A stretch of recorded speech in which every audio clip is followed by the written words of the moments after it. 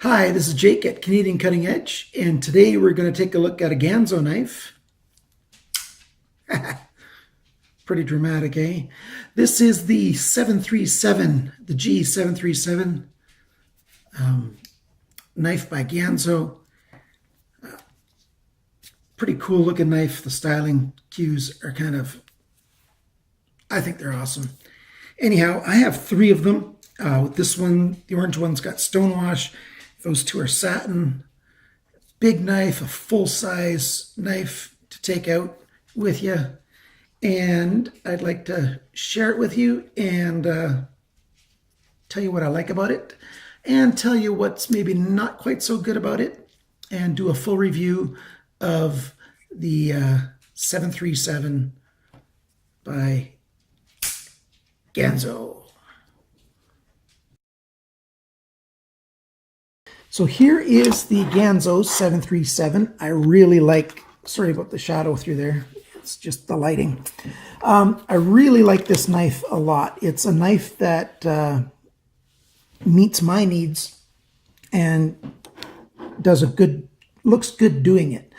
It's a knife that has a little bit of weight to it, a little bit of heft, but it's got the character that goes with it. Big bolsters on it. Big blade. You've got some weight savings on that hole there, but you've got an 1/8 inch thick blade. Swoops down to a Warncliffe, huge belly, a nice 1.5 inches of flat, sharpener's choil there, and then you've got a sneak up choil for holding it halfway on the blade, halfway on the frame of the knife. Big thumb ramp with some nice, they almost look like whoop-de-doos on a dirt bike track, don't they? But they're nice and gentle, and yet they actually provide some purchase to give you some grip if you're doing some close-up work. Full flat grind. You can get it in satin or in a stonewash. Both look really good. I'm kind of partial to the stonewash, which makes me wonder why I ordered 2 of the satin ones. I don't remember.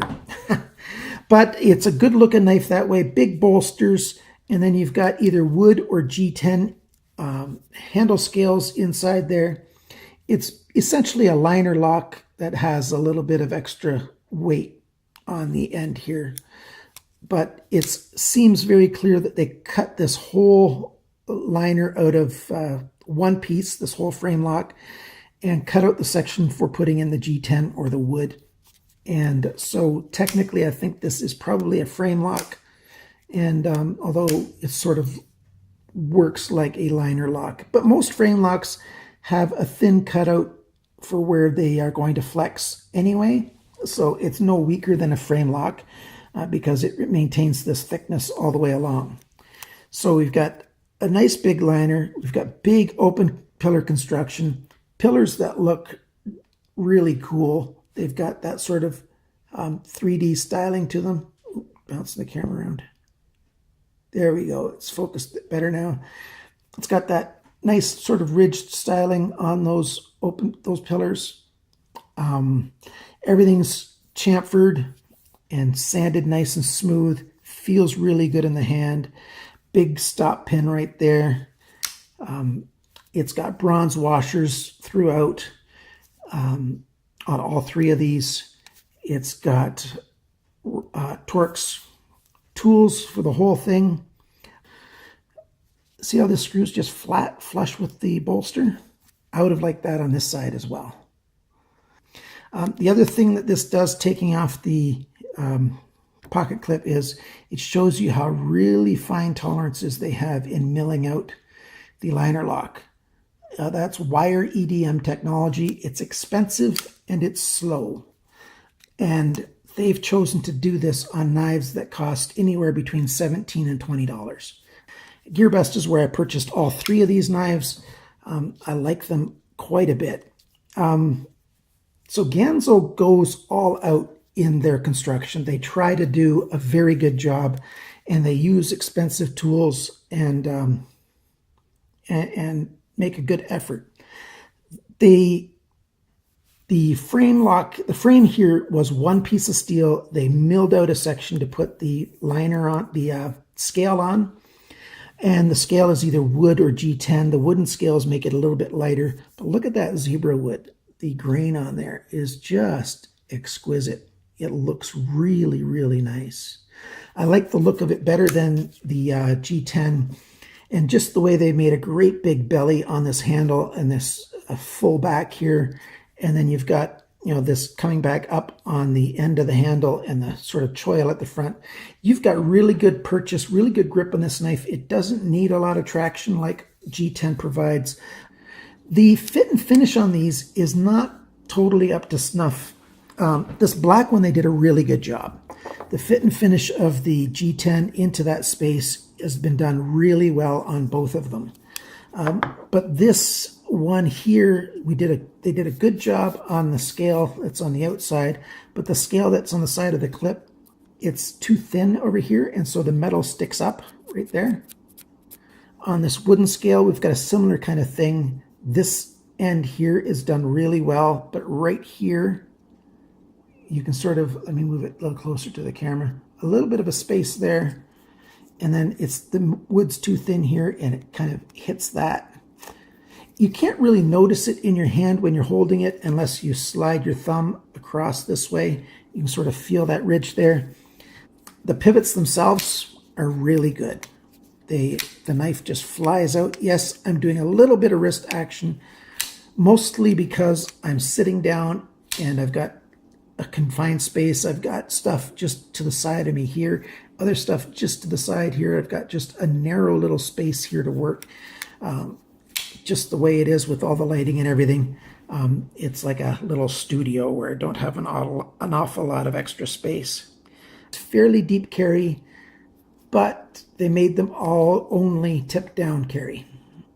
So if that's a really biggie to you, that you just want tip up, I'm sorry, you won't get that with these knives. I wish they would have possibly made a smaller lanyard hole, and then they might have been able to fit this clip right there. I think a lot of you guys would have liked the knife a little bit better if the clip would have been there with the tip up. I think it's a good knife. I think you've got good feel, sneak up on it, good use, good options. The weight's a little bit heavy. Did I do the size of the blade? 3¼ inches of cutting edge, and the handle itself is 4¾ inches. So when it's closed, you've got 4¾ inches, and then you've got that cutting edge that's 3¼ 3¾ from the end of the bolster to the tip of the blade. There's a lot of real estate right here that's not being used to cut because it's got that sneak up choil right there. Let's demonstrate some cutting.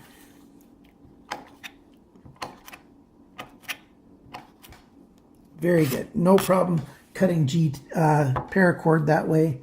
We've got some strapping. Oop, come on, light, cut back. Just slides through that strapping, no problem at all. I really like this knife. It feels really good in the hand. It closes well. It's not super slick, but then again, I have not spent like a focused,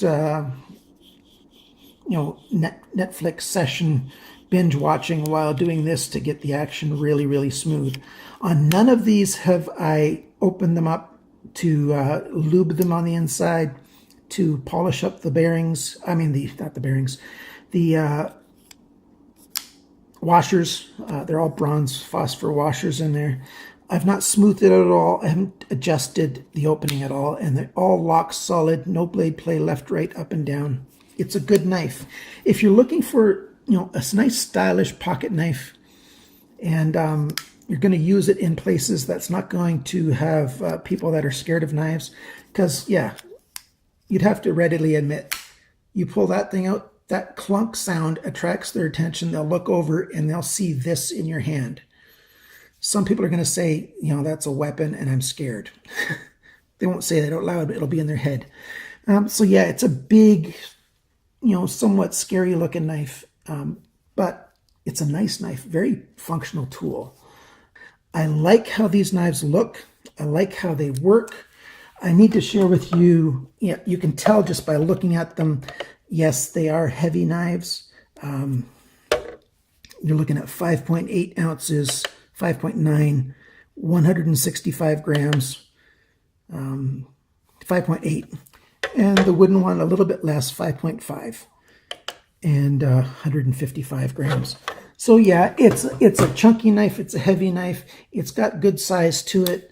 It's going to be one of those knives that you will probably just carry when you know you're going into a place where knives are acceptable, or you're going somewhere where there's going to be a chance that you're going to need a large knife and you're not going to scare people or offend people with it. Or you're a guy that's like me, who mostly will collect it and it'll sit in a shelf until you take it out and play with it. But, I can't carry 3 737s. It's just not going to happen. I like how the number kind of fits too. Like, these are big, 737. I recommend it, but I don't recommend it like unreservedly say, everybody's got to go get this knife. It's not that kind of knife. It's a knife that if your personality suits, if your desires suit, it's going to be a pretty decent knife. If you can tolerate a little bit of imperfections in the fit and finish, it's going to be a good knife for you. You might luck out and get a knife that's got perfect fit and finish. I really like how this black one came out. I really like Ganzo. I'm a fanboy of Ganzo. I'm not a rabid fanboy, though. I realize that they're not perfect, but they're a good knife company, and the price points that they sell at are quite comfortable and good. And I think I've recorded enough. I've given you enough footage. I've given you enough details. Remember, if you like my videos, please click on the like. If you're not a subscriber yet, I'm asking you, please become a subscriber. It'll help me to, when I interact with other companies, to get free knives sent to me so that I can review them. I just mentioned, I'm on a disability income. I can't afford knives forever. These knives I paid for out of my own pocket, and so there's no conflict of interest there. So whenever you're using a knife, remember, always cut towards your chum. That was a stabbing motion. Yeah. And not your thumb. Bye now.